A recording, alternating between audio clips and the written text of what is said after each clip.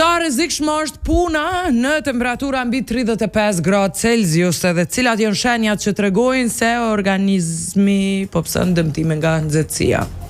Çfarë detyrimesh kanë punëdhënësit me i mbrojt punëtorët gjatë valëve të nxehtit? A duhet kufizohet ose ndërpritet puna në sektor si ndërtimtaria kur temperaturat bëhen ekstreme? Cilat janë 3 masat më të rëndësishme që çdo punëtor duhet i marrë për të mbrojtur nga i nxehti? Gzim Xherxa, ekspert për siguri dhe shëndet në punë, mirë se erdhe në radar. Mirë se gjeta, zëna Dita. Shumë kënaqësi ju pas në emision nëpërmjet telefonit. Ka qenë ndjes, por rrethanat dhe angazhimit të ndryshme na kurzojnë këtë fond, po sido që tjetë kemi raste ditë në vend apo muaj që ti trajtojmë këto gjëra dhe në formën e mysafirëve tek ju në radio. Çka ndodh me një punëtor plus 35 gradë Celsius?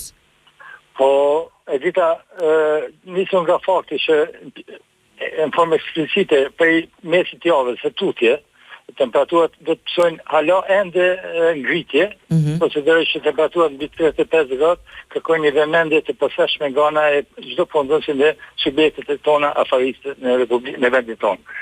Kur them këtë, atje nisëm nga fakti që se punëdhënësi është përgjegjës për të krijuar ambient dhe kushte të sigurta dhe të shëndetshme për punë dhe në mënyrë që punëmarrësi të jetë i suksesshëm gjatë ushtimit të volontaritë, atje punëdhënësi ka një ndër obligimet e nduardhurta që janë, është edhe obligimi i krijimit të kushteve me të favorshme respektivisht në marrjen e masave të ndaluese mbrojtje në kushte të veçanta, sepse mbi 35 gradë Celsius kur ushtrohet aktiviteti profesional, atëherë ne konsiderojmë që këto kushte të punës janë të veçanta. Në kuadër të kushteve të punës të veçanta, punëmarrësi SPAK-u, për thënë përsëri, SPAK-u është i obliguar që të bazuar gjithsesi mos të harrojë me potencial sepse as institucionet e nivel që bën bishënës të pasueshmërisë si inspektorati i punës qendror, atëherë ka parapar dhe ka bërë thirrje që punëmarrësit tanë të orientohen në ndërmarrjen e masave preventive apo parandaluese.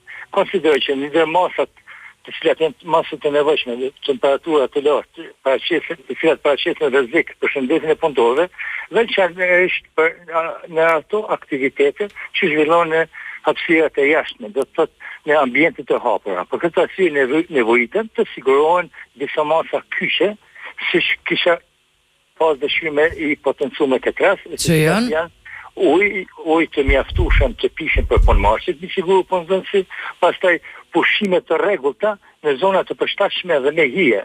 Do të thotë jo tan orarin e punës apo komplet orarin e punës në ambiente të hapura me qëndru punëtori në këto temperatura të larta. Pastaj mbrojtja nga ekspozimi drejt për drejt ndaj rrezikave të diellit. Organizimi që siç e përndosova më parë, organizim të aktiviteteve të punës në mënyrë që të minimizohet ekspozimi ndaj temperaturave të larta. Është mas tjetër shumë relevante rotacioni i punëtorëve, do të thotë një ekip, nëse është të punuar jashtë. Në formën që të kuptohet më drejt, të zëvendësohet ko pasohet apo të ketë rotacion në ndrimin e vendeve të punës, në mënyrë që permanent mos të ekspozohen. Pastaj kemi kuptohet përdorimi i paritëve personale që është elementare në këtë rast sipas natyrës së punës. Gjithashtu konsideroj që një masë shumë e nevojshme është edhe veshja e punës, domethënë veshja e punës, paritët e mbrojtësit janë të lehta, të përshtatshme dhe reflektuese kur kërkohen dhe monitorimin në formë eksplicite nga ana menaxherit të punishës apo veshit të ekipit të bën monitorimin e gjendjes shëndetësore të punëtorëve dhe raportimin e menaxhershëm të çdo shqetësimi të punëtorëve që lidhen me efektet nga temperaturat e larta. Dhe sipas kushteve dhe mundësive të sigurohet një ventilim të mjaftueshëm në ambientet e mbyllura apo gjysmë të mbyllura në mënyrë që punëtorët të një farë të suportohen apo të mbështeten në kushte të cilat ata u shëndetëtojnë.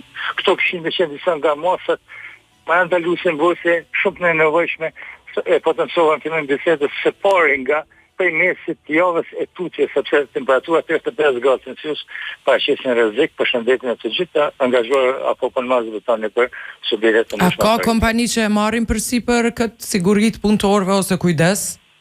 Po, kompanitë të cilat në Republikën e Kosovës është numri i tyre të licencuar që janë mbi 20 kompani një ndër aktivitetet e tyre është edhe matet mikroklimatike, të cilat në formë profesionale ekzekutohen në çdo subjekt juridik. Dhe unë konsideroj që duhen me këto kompani që bëjnë vlerësimin e shmërisë, riskut në vend dhe punës, të dalin me propozime apo udhëzime se si dhe veprohet në kushtet e punës të cilat janë A e kemi të rregulluar me ligj që më mujt me dënun?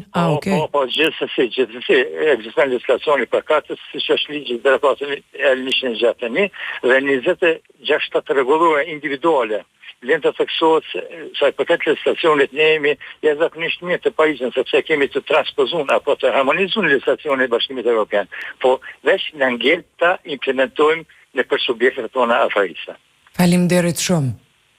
Përse mirë ndëgjoj. Rruga e mbar, faleminderit për këtë lidhje. Gjithë mirë. Miropafshim, të fala familjes. Faleminderit gjithë mirë.